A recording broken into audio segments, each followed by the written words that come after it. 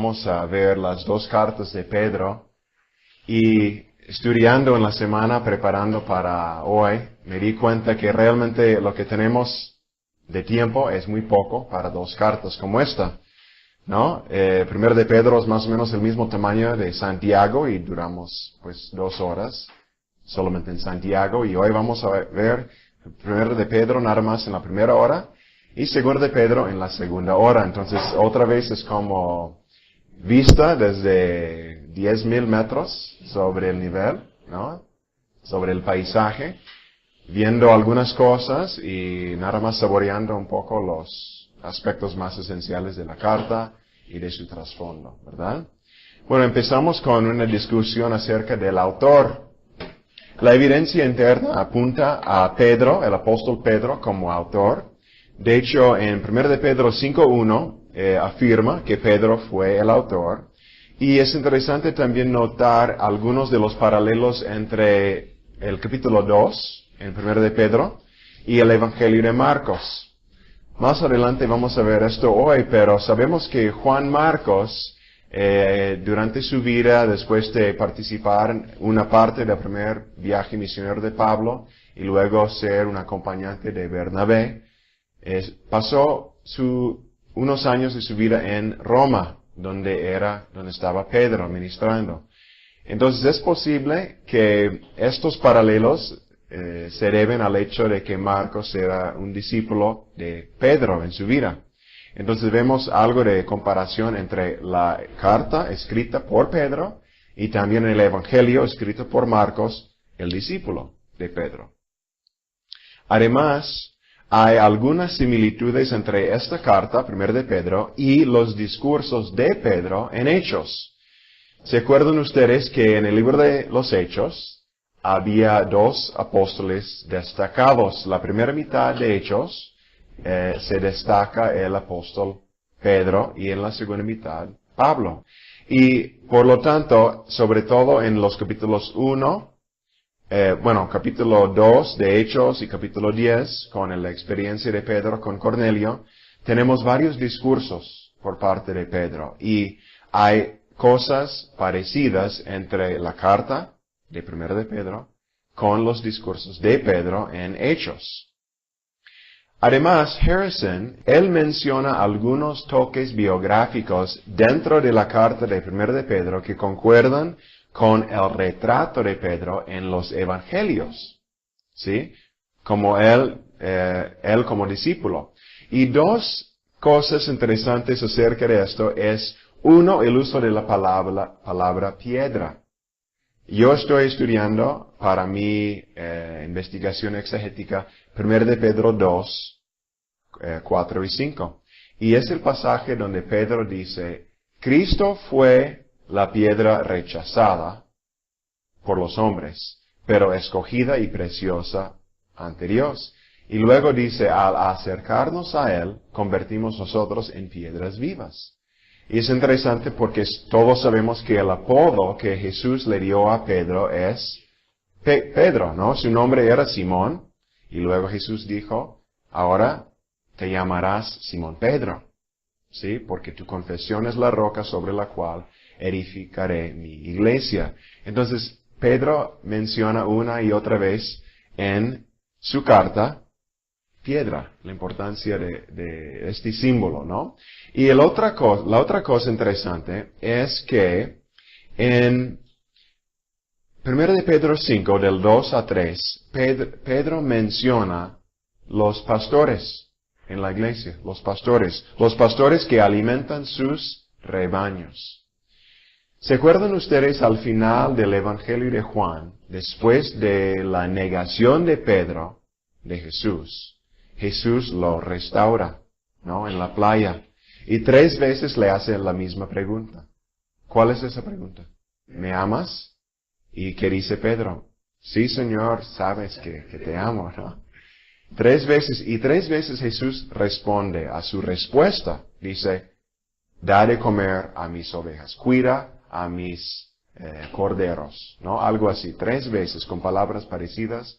Entonces aquí vemos a Pedro como un pastor, dándole alimento a las ovejas de Cristo. las ovejas. Luego veremos quiénes son los destinatarios, pero los cristianos en Asia Menor. Y también él, ahora, como parte de la cadena, dando instrucciones a los otros pastores a que ellos también alimenten sus rebaños. Entonces es un toque personal, un toque biográfico que vemos entre los evangelios, una conexión, y la carta de Pedro, la primera carta de Pedro. Estas son algunas de las evidencias internas, son pruebas internas a la carta que muestran que Pedro, el autor, es el Pedro del apóstol. Pero también hay algunas evidencias externas. En primer lugar, en la segunda carta de Pedro, en el capítulo 3:1, Pedro dice, esta es mi segunda carta. Entonces ahí tenemos evidencia de una primera carta. Y aparte, nadie debatía que Pedro fue el autor de la primera carta de Pedro hasta tiempos modernos. No hubo otra teoría acerca del autor de esta carta hasta tiempos recientes. Sin embargo, en los últimos años, últimas décadas, hay algunas objeciones contra Pedro como el autor de esta carta. Y voy a mencionar nada más 3, aunque hay más. Son las 3 más interesantes, en mi opinión. La primera objeción es que algunos han dicho, esta carta demuestra un griego excelente. Pero Pedro, ¿qué era? Era un pescador de Galileo, ¿no? Y como dice o como escribe Lucas en el día de Pentecostés, cuando ellos comenzaron a hablar en lenguas, cuando recibieron el Espíritu Santo, dijeron, pero estos hombres son hombres rudos, sin educación, sin formación. ¿Cómo es que hablan nuestro idioma? Y sobre todo Pedro y Juan ante el concilio de los judíos también dicen, ¿cómo es que hablan tan atrevidos con tanto denuedo? Es que son hombres rudos, no tienen ninguna educación ni nada. Entonces algunos han dicho, él como pescador y letrado, no pudo haber escrito esta carta con un griego tan fino, tan culto. Entonces, en respuesta a esta objeción, que es interesante, ¿no? Te hace uno pensar, algunos han dicho que es muy probable que Pedro, a pesar de ser pescador de Galileo, que él y otros de Palestina, la región de los judíos, en general sí sabían griego. A lo mejor para vender su pescado, tenía que vender en griego. Ichthus, de venta, ¿no? Algo así, ¿no? Qué sé yo. Y aparte, el griego, algunos han dicho, sí es bueno, pero no debemos exagerar su calidad. Aunque dicen que después de Hebreos y después del griego de Lucas, en Lucas y Hechos, es el mejor griego en el Nuevo Testamento. Pero la otra cosa que me parece muy interesante es que Silvano o Silas, el acompañante de Pablo en su segundo y tercer viajes misioneros, él era un amanuense, que es otra palabra para secretario. Entonces, Silas es mencionado en 1 de Pedro 5:12. Podemos leer el versículo un momento. Por conducto de Silvano, a quien tengo por hermano fiel, os he escrito brevemente, amonestándoos y testificando que esta es la verdadera gracia de Dios, en la cual estáis.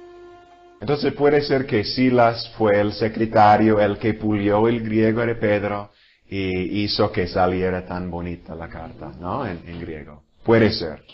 Sabemos que Silvano es nombrado como el coautor de como 2 cartas de Pablo, ¿sí? Entonces él ha tenido o tuvo experiencia no solamente como secretario en general, sino también en estas cartas, composición de estas cartas para la iglesia. Entonces es la primera objeción, que la carta demuestra un griego demasiado bueno para Pedro. Otra objeción es que la teología de 1 de Pedro depende mucho de Pablo, dicen. Entonces, a lo mejor alguien simplemente imitó a Pablo, escribió la carta y puso el nombre de Pedro en la carta. Por ejemplo, en 1 de Pedro 2, del 13 al 17, es parecido a lo que dice Pablo en Romanos 13. es el pasaje sobre la sumisión a las autoridades humanas, el gobierno, sobre todo.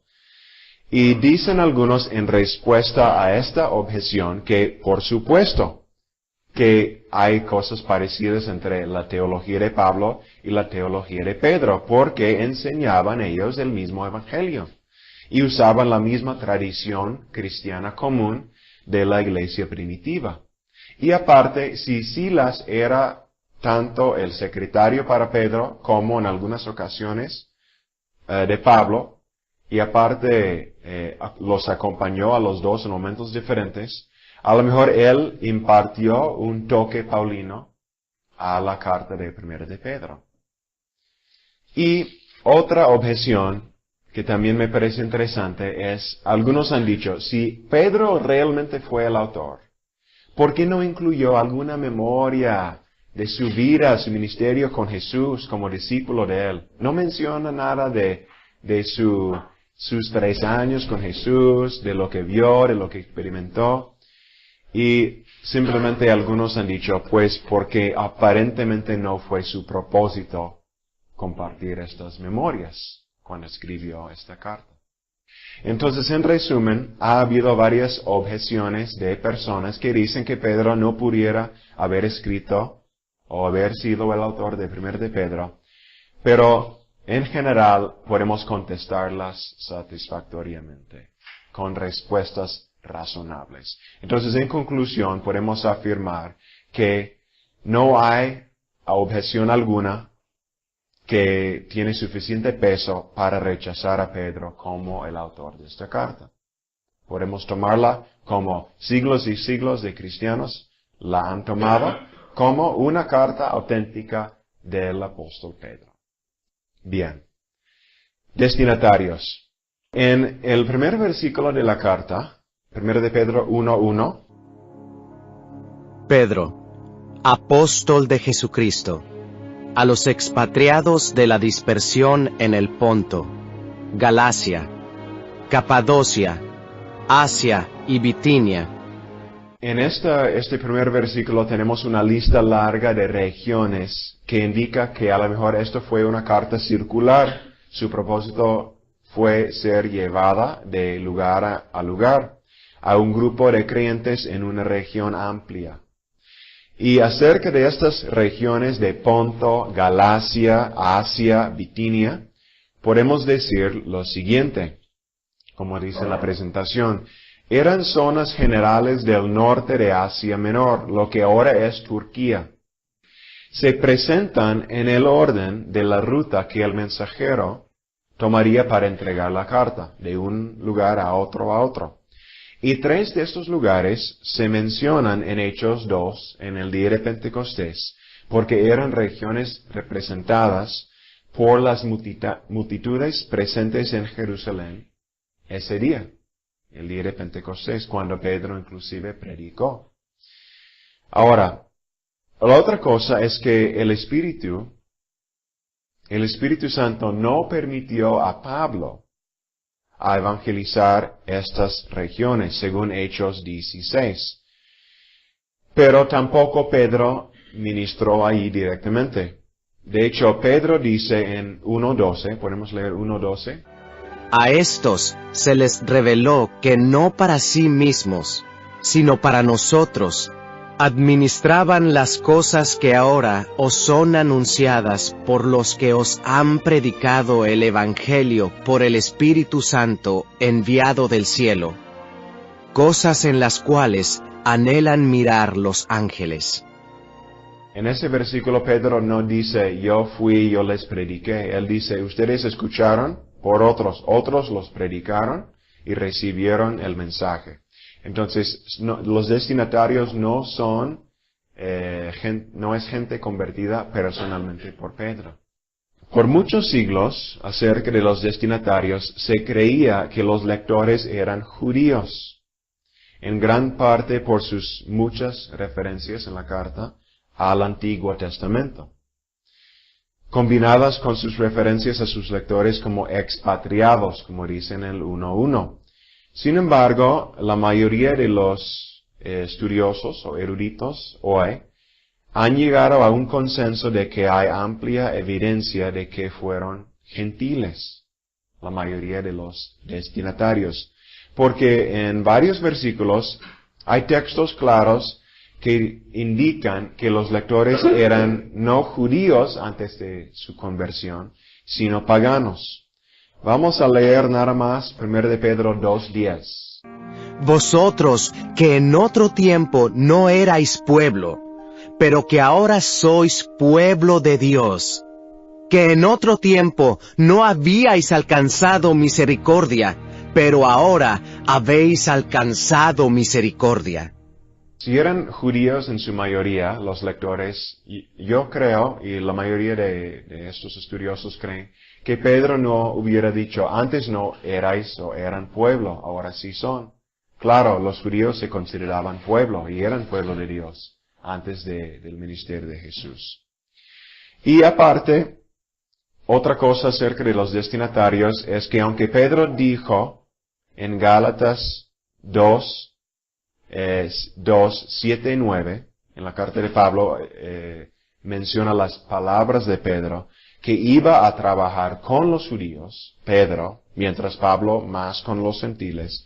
No debemos asumir que Pedro nunca trabajó con los gentiles. Y más bien la Biblia da evidencia del ministerio de Pedro entre los gentiles también. Seguimos con las circunstancias y los propósitos entonces. La carta no contiene referencias específicas de sus lectores, detalles acerca de la vida del autor ni saludos personales. Pedro parece no haber conocido a sus lectores muy bien. Sin embargo, él sí escribió una carta muy pastoral y sensible. La carta no contiene polémico contra falsos maestros, ni evidencia de facciones entre los lectores, y la circunstancia más importante que provocó la carta era la persecución de los lectores por los inconversos alrededor de ellos. Lo que vemos en 1 de Pedro fue ¿qué aprendemos acerca de la persecución de esta carta? Vemos más que nada que la razón principal por qué Pedro escribió esta carta fue por la persecución que ellos experimentaban en ese momento, por los inconversos en su entorno. Ahora, ¿qué tipo de persecución era? Antes se creía que la persecución mencionada en 1 de Pedro se trataba de la persecución oficial del Imperio Romano. Una persecución oficial y general. O sea, declarado por el gobierno y general en el sentido de que estaba presente en todas partes. Por ejemplo, algunos han dicho que hay evidencia en la carta que indica que había persecución oficial y general. Por ejemplo, en 3:15, Pedro habla de la necesidad de estar preparado para dar una defensa, dice. Como que hay la duda o la pregunta si la palabra defensa se refiere a algo de la corte. Si los cristianos van a ser llevados a las cortes de justicia, siendo acusados por su fe en Cristo, a lo mejor esta palabra de defensa, o sea, preparado para dar una defensa, indica una persecución oficial y general. Y luego en la carta, cuando Pablo habla del fuego de la prueba, en 4:12, ¿de qué está hablando el fuego de la prueba? Está hablando de la persecución de Nerón en los años 60, cuando sí había esa persecución, porque Nerón quemó a los cristianos. Y hay otras cosas en la carta que posiblemente indican una persecución oficial y general. Pero en realidad ahora, la mayoría de los estudiantes de la carta creen más bien que la persecución no era tanto oficial ni general, sino local, donde se encontraban los lectores. Porque no hay evidencia de una persecución romana oficial a través de todo el imperio para el tiempo en el cual 1 de Pedro fue escrita.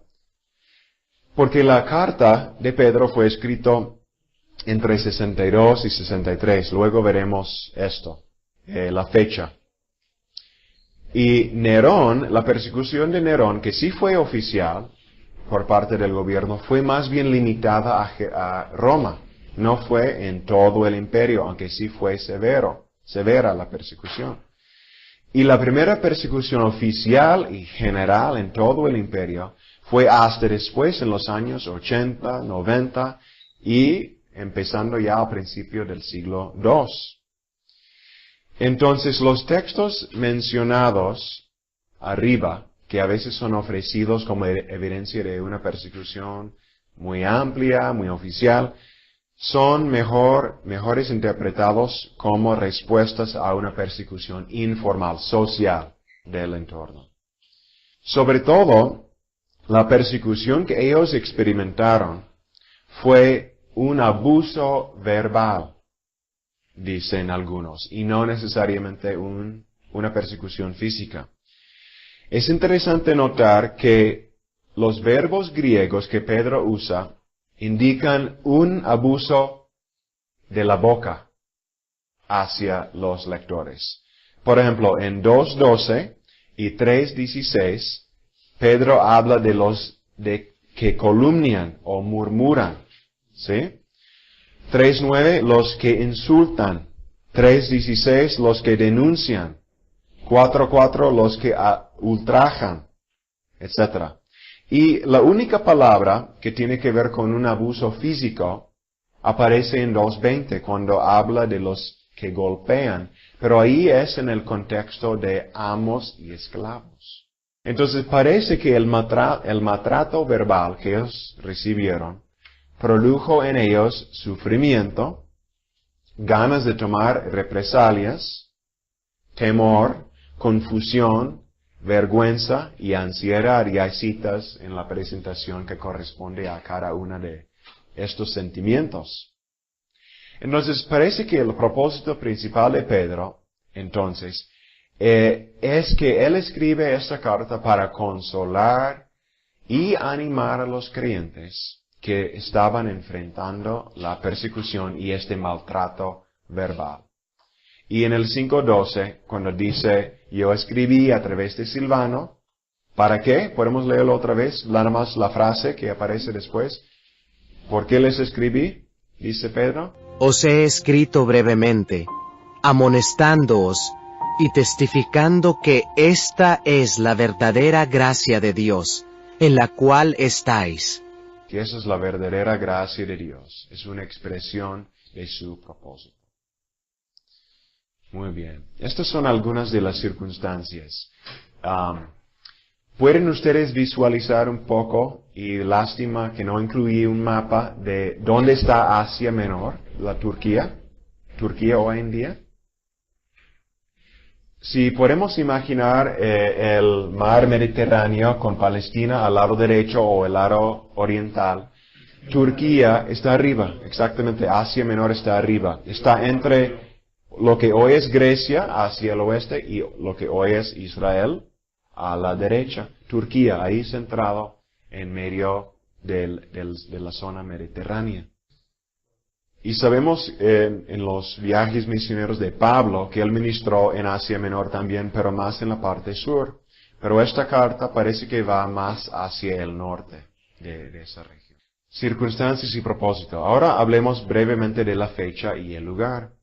Si aceptamos a Pedro como el autor, esta carta tuvo que haber sido escrita antes de la muerte de Pedro, ¿no? Cada carta escrita por alguien tiene que ser escrita antes de su muerte. Aunque una vez alguien dijo que nadie debe escribir su biografía hasta después de su muerte. Pero en este caso sabemos que Pedro lo escribió y la historia, la tradición nos cuenta que Pedro murió como mártir durante la época de Nerón, que era del 64 al 68. Entonces la tradición nos dice que Pedro murió en Roma más o menos en el año 67.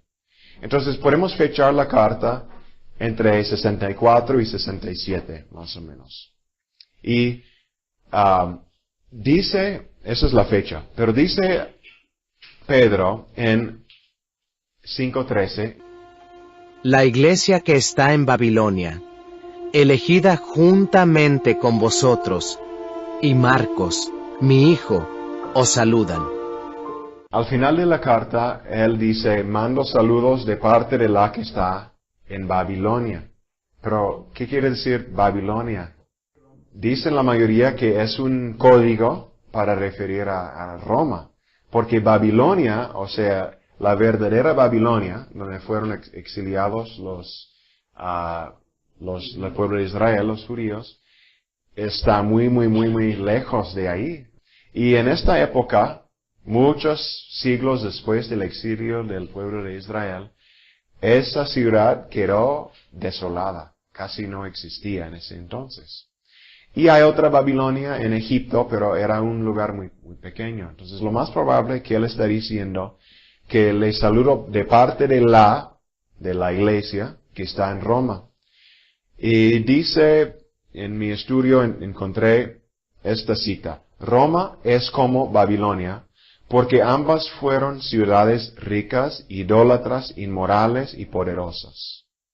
La tradición pone Pedro en Roma para su martirio, y esto apoya a Roma como lugar de redacción. Entonces podemos visualizar a Pedro en Roma, la capital del Imperio Romano, en la década de los 60, escribiendo esta carta a cristianos en otra zona. Poco antes de su muerte, primero esta carta y luego la segunda carta que veremos después. Sigamos entonces con el bosquejo. Primero tenemos la introducción de la carta y quiero leer el versículo 1-2, capítulo 1, versículo 2, del saludo. Elegidos según la presciencia de Dios Padre, en santificación del Espíritu, para obedecer y ser rociados con la sangre de Jesucristo. Gracia y paz os sean multiplicadas.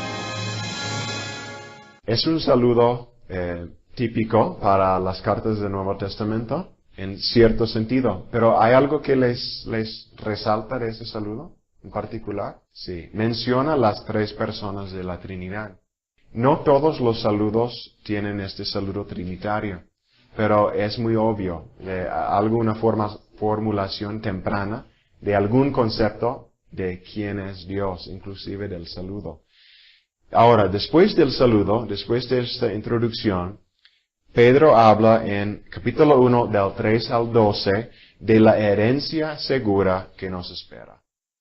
Sabemos que si los cristianos de ese entonces, en esa región, experimentaban el maltrato verbal, la persecución por parte de sus vecinos inconversos, es interesante que Pedro enfatiza su herencia que les espera en el futuro.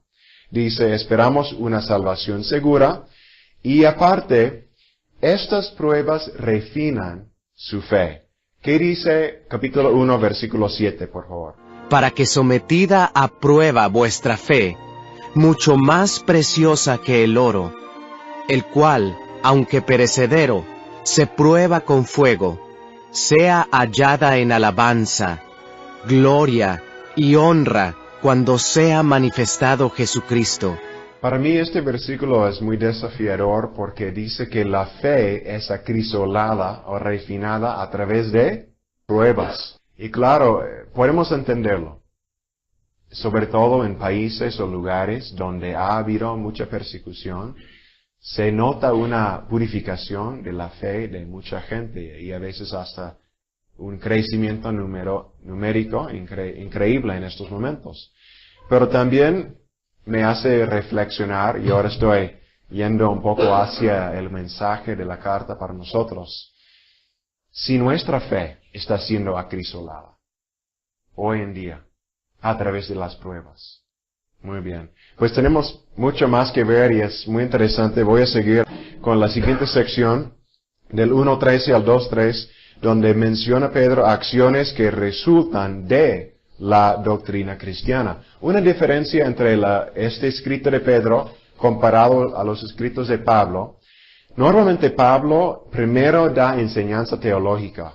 Enseña, y luego en el capítulo 4 o 5, dependiendo de cuál carta estamos hablando, Ya empieza con las exhortaciones. Basándonos en esta enseñanza, Cristo esto, el otro, vivan así.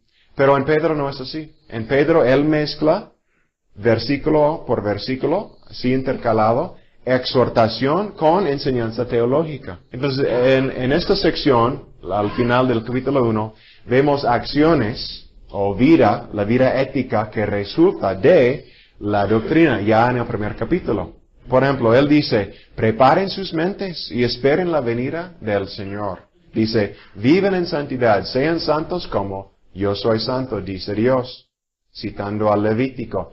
Vivan en un temor santo, vivan en amor, cambien de apetito, etc. Ya dando exhortaciones temprano en la carta. Luego, en el pasaje que sigue, un pasaje muy rico, del capítulo 2, del 4 al 7, tenemos este tema de la iglesia como piedra escogida por Dios. Cristo fue escogido como la piedra preciosa, colocado como la piedra angular, rechazado por los hombres. Y otra vez, Pedro, el que su nombre significa piedra, está hablando de Cristo como la piedra, citando al Antiguo Testamento, y diciendo que sobre esta piedra somos construidas o edificadas en una casa espiritual, sobre esta piedra fundamental que es Cristo. Y aparte, cuando no construimos nuestras vidas sobre esta piedra, llega a ser, ¿qué? Piedra de tropiezo para los que lo rechazan. Lo tiran a un lado y luego caen sobre él, sobre ella, sobre esa piedra. Luego, en 2:11 al 13:12, tenemos lo que llamamos el código de hogar. Son exhortaciones a varios miembros del hogar, como por ejemplo esposos y esposas, amos y esclavos. Vamos a leer nada más, para guardar el tiempo un poco, ¿qué dice? A ver, capítulo 2, versículo 13. Es el primer versículo, uno de los primeros versículos en esta sección. Por causa del Señor, someteos a toda institución humana, ya sea al rey como a superior. Sí, entonces tenemos no solamente lo del esposo y lo del trabajo, sino también del gobierno. Sométanse a las autoridades humanas. Y dice inclusive ahí, adoren a Dios o algo así y respeten al rey, por ejemplo. Bien. Luego en el capítulo 3, del 13 al 17, hay respuestas a la persecución. Y él habla ahí de estar listos para dar una defensa, una esperanza, defender su esperanza. Dice, es mejor sufrir por Cristo que por ser un malhechor. Y hay una indicación ahí que algunos pensaban que iban a recibir una recompensa por ser perseguidos después de hacer obras malas. Y Pedro dice, pues no hay ninguna recompensa para eso, mejor sufrir por causa de Cristo, no por sus obras malas. Más tarde, en el capítulo 3, dice Pedro que tenemos que morir al pecado con Cristo. Cristo murió para llevarnos a Dios, 3:18, y dice que aunque Cristo murió, el Espíritu le hizo vivir nuevamente.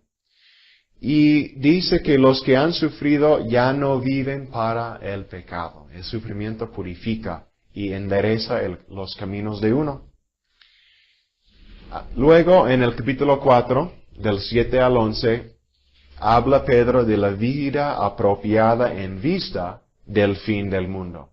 El fin se acerca, hay que ser sobrios, hay que tener un amor mutuo, hay que ofrecer hospitalidad. Habla del uso fiel de la gracia y de los dones, y tiene una doxología. Y luego en el último capítulo, 4:12 al 19, hay la respuesta apropiada al sufrimiento y al juicio que se acerca. Dicen, no deben ser sorprendidos por las pruebas, sufriendo por la causa de Cristo. Y dice que los que son insultados son bienaventurados. Es lo mismo que dijo Jesús en el Sermón del Monte. Y ya en el último capítulo, el capítulo 5, Él da sus exhortaciones finales a los ancianos, a los jóvenes, a todos, y al final da su recomendación de Silvano o Silas y la exhortación de obedecer la carta. Pues en pocas palabras es un resumen del bosquejo de la carta. Y ahora quiero mencionar un tema principal en la carta, cosa que ya mencionamos, y es el tema de la persecución, otra vez. La palabra por sufrir o sufrimiento o prueba aparece 18 veces en esta carta, ¿no? Más de 3 veces por capítulo. Y Pablo no está hablando del sufrimiento humano en general, sino del sufrimiento específico de la persecución de los seguidores de Cristo.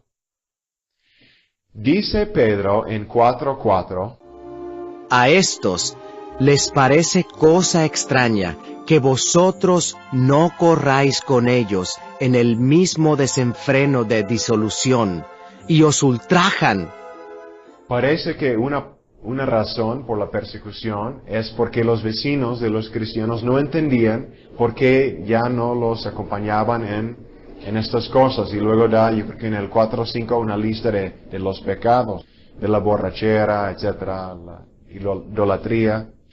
Y Pedro dice que en contraste a las burlas o los insultos de parte de ellos no deben devolver un insulto por insulto. Más bien deben usar sus bocas para bendecir a los que los maldicen. Dice esto en el capítulo 3, del 9 al 12. Y como ejemplo, ofrece el ejemplo de Cristo, que usó sus sufrimientos para salvar a otros. Y debemos imitar su ejemplo con el propósito de salvar a los demás. Inclusive en las palabras dirigidas a las esposas, en el capítulo 3, del 1 al 2, dice que las esposas deben sujetarse a sus maridos inconversos para convencerlos, para salvarlos, para que reciban la salvación sin palabras. Bien. Hay otros temas interesantes en 1 de Pedro. No tenemos tiempo para verlos todos. Pero hay otro tema interesante entre lo efímero y lo duradero. Menciona Pedro como 2 o 3 veces contrastes entre cosas pasajeras y cosas duraderas. Es otro tema interesante en el libro. Y otro es simplemente la imitación de Cristo, algo que mencionamos en cuanto a las pruebas, pero también enfatiza Pedro mucho que seamos imitadores de Cristo. Quiero mencionar un aspecto literario, aunque hay muchos otra vez, pero nada más las figuras literarias. Esto se me hizo interesante. Hay una lista larga, está aquí. A lo mejor por tiempo no voy a leerlos todos, pero ahí los pueden ver en orden alfabético. Figuras literarias de alimentación, botánicas, deportivas, familiares, etc. Son muchas. Y una que se me hizo interesante era la de metalúrgicas. 3 veces o más Pedro menciona que algo tiene que ver con los metales. Por ejemplo, la herencia es incorruptible, no se oxida. Es interesante, ¿no? Luego dice, como leímos en 1:7, que la fe es como oro refinado por el fuego. Y en el 1:18, la redención no es con cosas corruptibles como oro y plata. Y luego hay otras militares, de la niñez, pastorales, hasta zoológicos, porque Pedro habla de bestias, habla de un perro, habla de un asno, no recuerdo exactamente, habla de animales. Ahora, para terminar esta primera hora, quiero mencionar 4 elementos del mensaje de 1 de Pedro para nosotros hoy. La primera es que tenemos una sólida esperanza viva de la salvación. Claro, es algo que podemos tomar y aplicar directamente a nuestras vidas. Que nuestra esperanza es sólida de la salvación, de nuestra vida con Dios. En segundo lugar, nuestra elección, y esto tiene que ver mucho con el pasaje que yo estoy estudiando, se convierte en acción. Y ahí vemos la respuesta al temor de estar muy cómodamente sentados en la banca, por decirlo así, en la iglesia. En inglés tenemos un dicho que queremos evitar ser los frozen chosen. ¿Sí entienden? Sí. Los escogidos congelados, ¿no? O como dice en la iglesia presbiteriana, no queremos llegar a ser los refrigerianos. ¿Sí? Queremos ser gente de acción. Nuestra elección es por la acción. Vemos que somos escogidos como piedras, igual como Cristo, para ser edificadas en una casa espiritual y llega a ser un sacerdocio santo, linaje escogido, nación santa, pueblo, etc. ¿No? Muchas cosas. Vemos ahí un llamamiento a la acción como pueblo, como sacerdotes. 3. Debemos esperar el sufrimiento y usarlo para dar testimonio. Testimonio de la gloria y la bondad de Dios. Y dice en Carson y Mu esta frase, la piedad, debemos demostrar la piedad bajo presión. Piedad bajo presión. Y en cuarto lugar, la sumisión a la autoridad humana es para hacer callar a los insensatos. Yo escucho un poco una tendencia en la iglesia hoy, y a lo mejor soy culpable de lo mismo, de decir, pues esto es humano y no es de Dios. Y claro que hay muchas cosas en el mundo que son resultado del pecado humano. Pero no debemos despreciar las instituciones humanas que hay, como el matrimonio, como el gobierno. Es muy fácil despreciar el gobierno, la iglesia como organismo, como institución, y decir, no, todo eso es del mundo. Pues Dios también creó las instituciones y las autoridades humanas para nuestro bien. Y nuestra sumisión a las autoridades en nuestras vidas, nuestros jefes, etc., es parte de la obediencia. Inclusive cuando viene la persecución injusta. Claro, es un desafío muy grande.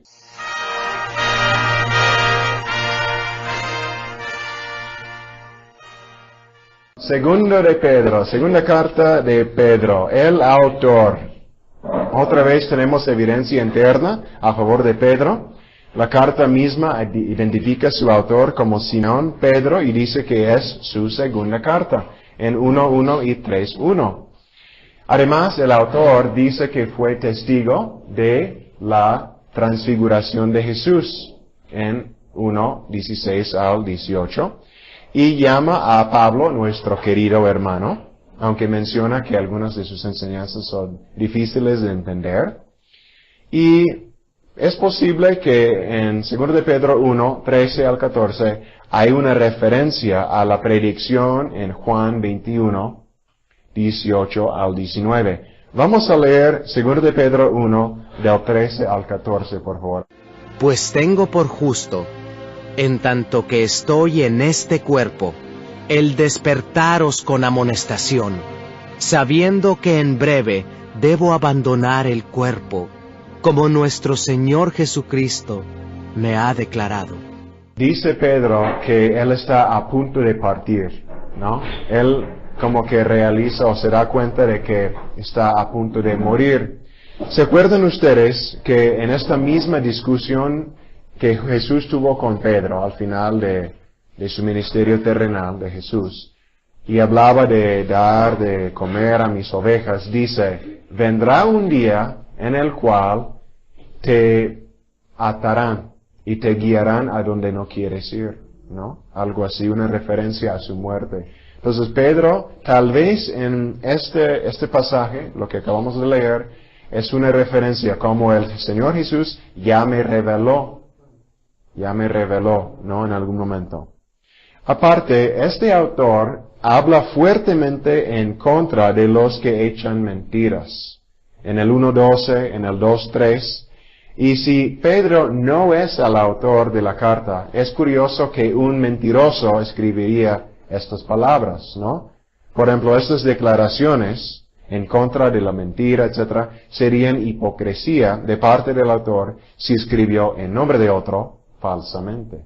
Aparte, el vocabulario que la carta comparte con los discursos de Pedro en Hechos Pero este vocabulario no es muy común en el resto del Nuevo Testamento. Entonces es una indicación de palabras ya habladas por parte de Pedro en sus discursos. Usa la palabra alcanzado, piedad, inicuos, galardón de injusticias, el día del Señor. Todas estas palabras aparecen tanto en la segunda carta como en sus discursos en Hechos. Son temas paralelos. También hay paralelos entre 1 de Pedro y 2 de Pedro. Si él escribió 1 de Pedro, parece es el candidato más probable que escribió 2 de Pedro. Es un poco de la evidencia interna, pero también hay algo de evidencia externa a la carta. Orígenes, un padre en la iglesia del segundo siglo, aceptó que Pedro fue el autor, reconociendo que había disputas sobre este punto. Y es posible, pero no seguro, que Ireneo, más tarde, al final del siglo II, principios del siglo III, aluda al libro. Fecha y lugar.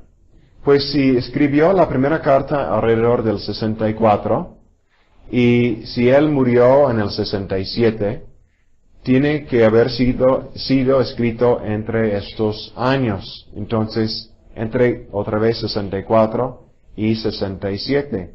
Y otra vez el mejor candidato para el lugar es Roma. Según la tradición, Pedro murió en Roma y además, como ya mencionamos acerca de la primera carta, él habla de Babilonia, un nombre que podría ser un código para Roma. Circunstancias y propósito. Pedro sabe que pronto va a morir y quiere preparar a sus lectores para vivir sin él. En particular, quiere advertirles del peligro ahora, no de la persecución, como en la primera carta, ahora de los falsos maestros.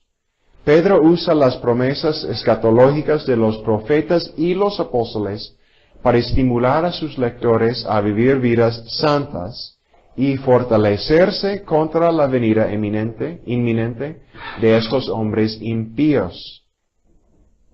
Ahora, no se sabe mucho acerca de o sobre los destinatarios, aunque Harrison dice que eran gentiles y menciona 1:1 y 3:15 como evidencia. Aparte, en el 3:1 sugiere que 2 de Pedro tiene los mismos destinatarios que 1 de Pedro, los que vivían en Asia. Pero yo creo que lo más interesante acerca de las circunstancias y el propósito es lo de los falsos maestros. Parece que estos maestros eran creyentes, pero se habían apartado de la verdad. Hay una mención de esto en 2:20 al 21. Sin embargo, Pedro los describe comiendo con los destinatarios y aprovechándose de ellos. Ahora, uno de los dos errores principales de los falsos maestros parece ser el antinomianismo o la licencia contra la ley. Están contra la ley. Ellos simplemente siguen sus propios deseos y son esclavizados por ellos, particularmente en las áreas de la sexualidad y el dinero. Vamos a leer 2:14, por favor. Tienen los ojos llenos de adulterio, no se sacian de pecar, seducen a las almas inconstantes, tienen el corazón habituado a la codicia, y son hijos de maldición. Entonces ahí vemos las áreas, los pecados particulares de estos falsos maestros. Hay muchos ejemplos. Dice en el 2:13 que se gozan de sus placeres abiertamente bajo la luz del día. Dice que Balaam, Pedro ofrece a Balaam como un ejemplo de alguien que usó la religión como ellos para avanzarse económicamente. Entonces vemos aquí el peligro o la distorsión de la sexualidad y el dinero en este caso. Otro error relacionado es el rechazo de la autoridad. Va muy de la mano con el otro. Son hombres inicuos, dice Pedro en 3:17. Hombres sin ley. Calumnian a los seres celestiales y niegan a Jesucristo. ¿Qué dice capítulo 2, versículo 1? Pero hubo también falsos profetas entre el pueblo, como habrá entre vosotros falsos maestros, que introducirán encubiertamente herejías destructoras, y aún negarán al Señor que los rescató, atrayendo sobre sí mismos destrucción repentina. Bien, ¿qué dice acerca del Señor que los rescató? ¿Cuál es el verbo? Negar. Hasta niegan a Cristo. Entonces es lo que dice Pablo acerca de ellos, su rechazo del Evangelio. Ahora, si tomamos los argumentos de Pedro como defensas contra ataques de los falsos maestros, podemos ver que ellos cuestionan la autoridad y la sinceridad de Pedro. Cuestionan además el mensaje de los profetas y se burlan de la segunda venida. Son en muchas áreas, ¿no?, donde ellos se descarriaron. También distorsionan las cartas de Pablo. Hace referencia Pedro a esto. Y además de ser malos ellos mismos, ellos están seduciendo a otras personas con su doctrina, especialmente a los débiles, a los nuevos convertidos, y para hacer esto ellos introducen herejías, lo que acabamos de leer, apelan a los deseos humanos, usan palabras fingidas, vacías y jactanciosas, falsas promesas. Lo que prometen es la libertad, pero no pueden cumplir con la promesa. Además, Pedro los llama personas ignorantes como animales y olvidadizos. Vamos a leer 3:16. Pablo, según la sabiduría que le ha sido dada, os ha escrito, casi en todas sus epístolas, hablando en ellas de estas cosas, entre las cuales hay algunas difíciles de entender, las cuales los indoctos e inconstantes tuercen, como también las otras escrituras, para su propia perdición. Ahí le llaman ignorantes. Ahora 2:12. Pero estos, hablando mal de cosas que no entienden, como animales irracionales, nacidos para presa y destrucción, perecerán en su propia perdición. Bueno, vamos al bosquejo del mensaje. Aquí es un bosquejo muy breve. Es una carta más breve, ¿no?, de solamente 3 capítulos. Tenemos la introducción al principio. Y el primer capítulo, en la primera sección, habla de la importancia de la santificación. Dice Pedro que el poder y las promesas de Dios nos dan todo lo que necesitamos para escapar al mundo pecaminoso, y disfrutar la vida piadosa. Y luego da una aplicación de esta santificación en los versículos 5 al 11.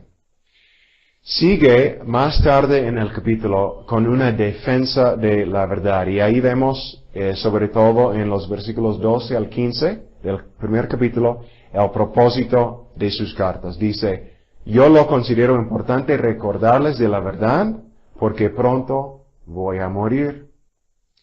Él justifica su autoridad diciendo que fue testigo de la majestad de Jesucristo en su transfiguración, y habla también de la certeza de los profetas. Y dicen, presten atención a las palabras de los profetas. Y al final él habla de la inspiración de la Escritura a través de los profetas. Y quiero que apunten ustedes este versículo. Aparte de 2 de Timoteo 3:16, que es como el texto favorito para comprobar que las Escrituras fueron inspiradas por Dios, quiero que leamos 2 de Pedro 1:20 y 21. Entendiendo primero esto, que ninguna profecía de la Escritura es de interpretación privada, porque nunca la profecía fue traída por voluntad humana, sino que los santos hombres de Dios hablaron siendo inspirados por el Espíritu Santo. Es otro texto clave que habla claramente de la inspiración. Dice que los santos profetas fueron o escribieron al ser inspirados por el Espíritu, ¿no? Por el Espíritu. Luego en el capítulo 2, ahí está el centro de la carta, donde hay la advertencia fuerte contra los falsos profetas y su actividad engañosa de ellos. Vamos a leer capítulo 2 del 1 al 3. Pero hubo también falsos profetas entre el pueblo, como habrá entre vosotros falsos maestros, que introducirán encubiertamente herejías destructoras, y aún negarán al Señor que los rescató, atrayendo sobre sí mismos destrucción repentina. Y muchos seguirán sus disoluciones, por causa de los cuales el camino de la verdad será blasfemado, y por avaricia harán mercadería de vosotros con palabras fingidas. Sobre los tales, ya de largo tiempo la condenación no se tarda, y su perdición no se duerme. Entonces ahí da una descripción de los maestros falsos, ¿verdad? Ahora, en el capítulo 3 hay la conclusión de la carta con un pasaje muy interesante sobre el día del Señor. Hay una objeción por parte de los que se burlan de Pedro, de los falsos maestros. Ellos decían que la ausencia del juicio era prueba que Jesús no vendrá, que no vendría, ¿verdad? En los versículos 3 y 4 del capítulo 3. Y luego Pedro responde, en los versículos 5 al 7, dice, Dios destruirá al mundo con fuego, como destruyó al mundo con agua en el tiempo de Noé. Ofrece la historia de Noé como una prueba que Dios lo hizo una vez y lo va a hacer otra vez. Y aparte, él comenta que Dios tiene otro concepto de tiempo. Ha demorado por causa de su paciencia, pero cuando viene, será repentina. Y ahí hace él una cita, se refiere al Salmo que dice que un día nuestro es como 1000 años para el Señor y un día de Él es como 1000 años para nosotros, que tiene otro concepto de tiempo. Entonces, para aplicar esta enseñanza, él insiste que debemos vivir vidas santas y esperar ese día. Y al final él clarifica, el día del Señor será la destrucción de la creación, pero también será la renovación de una nueva creación. Y es la parte que esperamos. Ahí en el capítulo 3 dice que el mundo será quemado por fuego. Pero es tal vez mejor traducir la palabra quemado como revelado por fuego. Tiene mucho que ver con esto del crisol, que hablamos antes del oro y de la fe.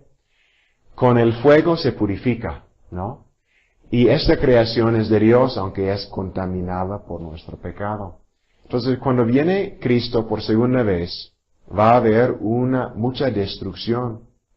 La contaminación se va a quemar y eliminar, para que la estructura original y buena de Dios sea revelada y restaurada, ¿no? Como debería ser. Al final da sus exhortaciones finales y aplicación y la doxología en el versículo 18. Ahora, viendo el tema principal del día del Señor en esta carta, Pedro menciona este día varias veces en 1:19, 2:9, etc. Pedro enseña en 3:9 acerca de este día que el Señor se ha demorado debido a su paciencia, pero vendrá rápido cuando viene. Resultará en juicio de hombres y ángeles, y será un día de fuego que destruye los elementos de este mundo. Podemos acelerar, dice Pedro, en la venida del día por nuestra conducta. Quiero leer 3:12, por favor. Esperando y apresurándoos para la venida del día de Dios, en el cual los cielos, encendiéndose, serán deshechos, y los elementos, siendo quemados, se fundirán. Habla de la aceleración, ¿no? Del acercamiento de ese día. Dice que no es un día de miedo, sin embargo, para los creyentes, sino un día que anhelamos. 3:13. Pero nosotros esperamos, según sus promesas, cielos nuevos y tierra nueva, en los cuales mora la justicia. Vamos a unos puntos de enseñanza de la teología en esta carta. Primero de Dios Padre y luego de Jesucristo. Son los únicos dos puntos que vamos a ver. Vemos en 2 de Pedro a Dios Padre como creador de los cielos y la tierra, 3:5.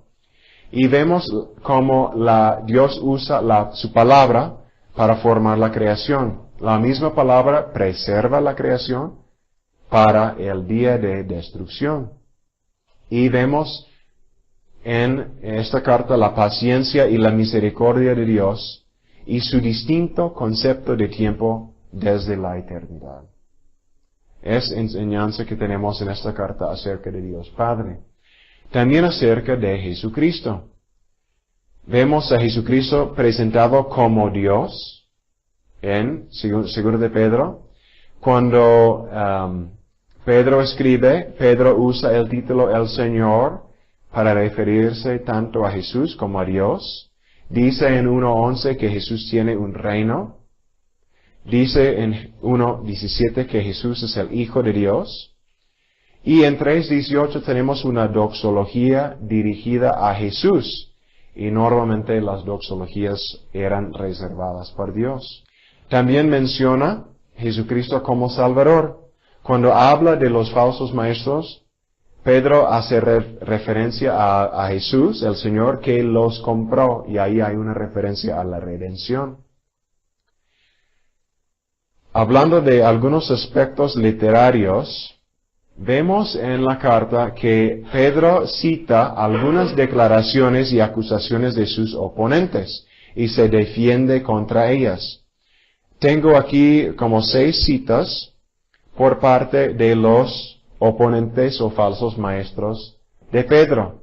En el 1:16 ellos mencionan el testimonio de los apóstoles. Se trata de fábulas artificiosas.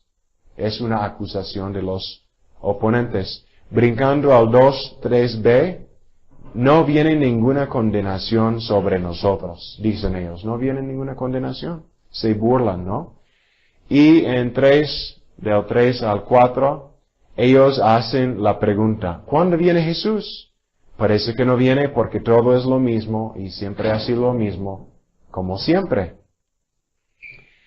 Entonces, un aspecto literario de Pedro es mencionar o citar las acusaciones de los falsos maestros. También, en comparación al griego de la primera carta, la calidad del griego en la segunda carta no es muy buena.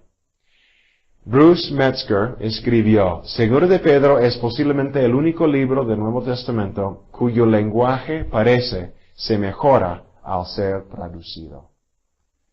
Parece que posiblemente Pedro utilizó un secretario para la primera carta y para la segunda no. Es un griego un poco más rústico. ¿Sí? Y otro aspecto literario es que, y esto es otro elemento hebreico o de los judíos, son las palabras en pares. Palabras sinónimas en pares. Y aquí hay una lista larga de ellos. Gloria y excelencia, ociosos y sin fruto, vocación y elección. Es un elemento literario que usa Pedro para enfatizar varios puntos durante toda la carta. Atrevidos y obstinados, del juicio y de la perdición, sin mancha y irreprochables, etc. Quiero mencionar una cosa sobre 2 de Pedro 1:15 como una nota exegética. Algunos proponen que en este versículo Pedro está declarando su intención de promover la preparación de un evangelio. Y lo que es interesante, yo estaba checando el Evangelio de Marcos. El Evangelio de Marcos fue escrito más o menos en el mismo momento que estas cartas, en la década de los 60, por Juan Marcos. Ahora, ¿qué dice 2 de Pedro 1:15? También yo procuraré con diligencia que después de mi partida, vosotros podáis en todo momento tener memoria de estas cosas. Entonces puede ser una referencia al Evangelio que él quiere que sea escrito. Bien. El mensaje de 2 de Pedro para la iglesia hoy. Tenemos en 2 de Pedro un énfasis en la piedad y la santificación, sobre todo frente a los maestros falsos. La piedad es una palabra clave en la carta. Tenemos que guardarnos del error, huir de la corrupción, añadir virtud sobre virtud. También tenemos la importancia de la memoria como un mensaje clave para nosotros hoy también. Pedro nos escribe para que recordemos lo que hemos aprendido. Y él menciona lo de una memoria en este versículo. En contraste, Pedro dice que los enemigos del cristianismo son olvidadizos. Y es interesante porque en la adoración pública en la iglesia, muchas veces hay un énfasis, o debe haber un énfasis en la memoria de los grandes hechos que ha hecho Dios en la historia. Recordar sus obras en el pasado. También en 2 de Pedro hay mucha importancia del conocimiento y de la doctrina para defender del error. Dice que tenemos que prestar atención a lo que hemos aprendido de los profetas inspirados por Dios. Hay que aprender, hay que estudiar, hay que recordar. También él menciona, como mensaje para nosotros hoy, los límites de la tolerancia. Pedro no acepta la herejía y la corrupción en la iglesia por parte de los falsos maestros. Y por eso nos da la impresión de que debemos oponernos a las falsas enseñanzas en la iglesia. Y otra parte importante del mensaje es simplemente la motivación pastoral de la escatología. ¿Por qué? Los burladores decían que las acciones no tienen consecuencias eternas. Todo seguirá igual. Pero Pedro insiste en lo contrario. Él dice que tenemos que anhelar la segunda venida y adelantarla y prepararnos para ella.